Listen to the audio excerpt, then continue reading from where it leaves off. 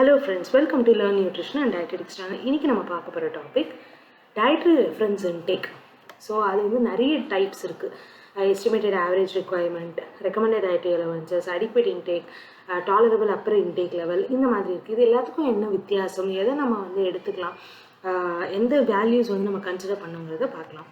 So estimated average requirement அப்படிங்கிறது மொத்த பாப்புலேஷனில் பாதி பாப்புலேஷன் எடுப்போம். அதுலேயும் பார்த்தீங்கன்னா ஹெல்தி இண்டிவிஜுவல்ஸை எடுத்து அவங்களோட வயசு, அதுக்கப்புறமா ஆணா பெண்ணா என்ன பாலினம் அப்படிங்கிறத பார்த்து தான் அவங்களுக்கு இவ்வளோ தேவை அப்படிங்கிறத வந்து நம்ம கன்சிடர் பண்ணணும். ஸோ அதுதான் எஸ்டிமேட்டட் ஆவரேஜ் ரெக்குவயர்மெண்ட். ஸோ இந்த ஏஜ் குரூப்பு, இந்த ஆணோ பெண்ணோ இருக்காங்கன்னா இந்த ஏஜ் குரூப்புக்கு இந்த அளவுக்கு நியூட்ரியன்ஸ் தேவை அப்படிங்கிறத எஸ்டிமேட் பண்ணி கொடுக்கறது தான் இந்த எஸ்டிமேட்டட் ஆவரேஜ் ரெக்குவயர்மெண்ட்ஸ். ஓகே, அடுத்ததாக பார்த்தீங்கன்னா ரெக்கமெண்டட் டயட்ரி அலவன்சஸ். இது வந்து ஆவரேஜாக டெய்லி டயட்ரி இன்டேக் லெவல் வந்து இவ்வளோ இருக்கணும். ஸோ அந்த டயட்ரி இன்டேக் லெவல் பார்த்தீங்கன்னா 97% 98% வந்து எல்லா நியூட்ரியன்ட் ரெக்குவயர்மெண்ட்டையும் மீட் அவுட் பண்ணுற மாதிரி இருக்கணும். ஸோ எல்லா சத்துக்களும் போய் சேர்கிற மாதிரி இருக்கணும். இதுவும் பார்த்தீங்கன்னா என்ன பாலினம், அப்புறம் என்ன வயசு அவங்களுக்கு இருக்குன்றதை பொறுத்து இந்த இது வந்து அவங்களுக்கு மாறுபட்டு கொடுக்கப்பட்டிருக்கு. ஸோ இதில் மெயினாக பார்த்தீங்கன்னா நம்ம இஆர் வந்து டிட்டர்மைன் பண்ணல அப்படின்னா நம்மளால் ஆர்டிஏ வந்து செட் பண்ண முடியாது.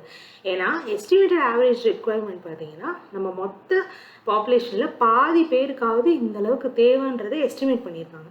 ஸோ அந்த பேசிஸில் தான் இந்த ஆர்டிஏ வந்து செட்டப் பண்ண முடியும். அடுத்தது அடிக்வேட் இன்டேக். இப்போ ஒருத்தருக்கு வந்து ஆர்டிஏ வந்து ஒரு பர்டிகுலர் நியூட்ரியன் நம்மளால் டிட்டர்மைன் பண்ண முடியல, இல்லை வந்து ஒரு பர்டிகுலர் ஏஜ் குரூப் டிட்டர்மைன் பண்ண முடியல அப்படிங்கிறப்போ அவங்களுக்கு நம்ம அடிக்வேட் இன்டேக்காக தாராளமாக எடுத்துக்கலாங்க, ஒன்றும் பிரச்சனை இல்லை அப்படின்னு நம்ம சொல்லுவோம். எக்ஸாம்பிள் பார்த்தீங்கன்னா இப்போது குழந்தைங்க ஒரு 6 மாதம் வரைக்கும் தாய்ப்பால் எடுத்துக்கணும்னு நம்ம சொல்லுவோம். எக்ஸ்க்ளூசிவ் பிரெஸ்ட் ஃபீடுன்னு அதை பற்றி நிறைய பேசுகிறோம். அப்போ அந்த இடத்துல அடிக்வேட் இன்டேக் அப்படின்னு நம்ம சொல்லலாம். ஏன்னா குழந்தை வந்து ஒரு 6 வேளை தான் பால் குடிக்கணும்னு நம்ம வந்து சொல்ல முடியாது. ஏன்னா அந்த 6 வேளை பிரெஸ்ட் ஃபீட் பண்ணாலும் அது எந்தளவு குடிக்குது, எந்தளவு யூரின் போகுது, எந்தளவு வந்து மோஷன் போகுது, அதோட இன்டேக் லெவல் என்ன, அதோட க்ரோத் ஃபேக்டர் என்ன அப்படிங்கிறது நமக்கு தெரியாது. ஸோ குழந்தை வந்து எவ்வளோ பசிச்சாலும் தாய்ப்பால் குடிக்கும்போது குழந்தைக்கு எந்த ஒரு இஷ்யூஸும் இருக்காது. ஸோ அதுதான் அடிக்வேட் இன்டேக். எந்த ஒரு இது வந்து அதிகமாக போகும்போது குழந்தைக்கு அதனால பெருசாக எந்த ஒரு பாதிப்பும் கிடையாது 6 மாதம் வரைக்கும். ஸோ அதுதான் adequate intake. Tolerable upper intake level. இது என்னன்னா நம்ம ஆர்டிஏ பார்த்த வழியா டெய்லி நியூட்ரியன் இன்டேக் வந்து 97 to 98% வந்து நம்ம மீட் அவுட் பண்ணுற மாதிரி தான் நம்ம வேல்யூஸ் வச்சுருக்கோம். இப்போ இந்த அப்பர் இன்டேக் லெவல் எப்போ வரும் அப்படின்னு பார்த்தீங்கன்னா மெயினாக நம்ம ஃபார்ட்டிஃபைட் ஃபுட்ஸும் டயட்ரி சப்ளிமெண்ட்ஸும் எடுத்துக்கும் போது தான்.